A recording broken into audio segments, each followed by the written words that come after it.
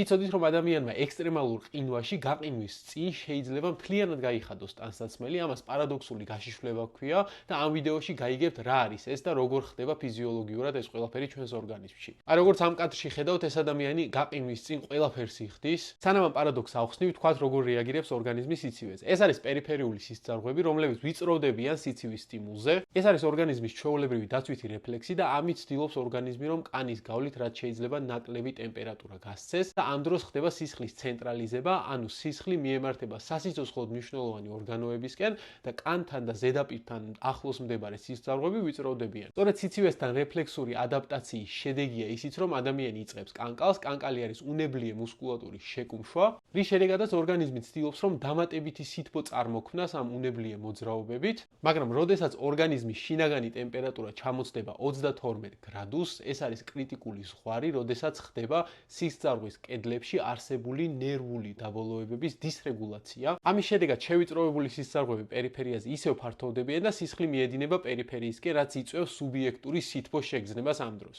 ეს რა თქმა უნდა კონტრაპროდუქტიულია, მაგრამ ეს ყველაფერი როგორც ახსენი ვითარდება მხოლოდ და მხოლოდ ორგანიზმის რეგულაციური მექანიზმების მოშლის შემდეგ.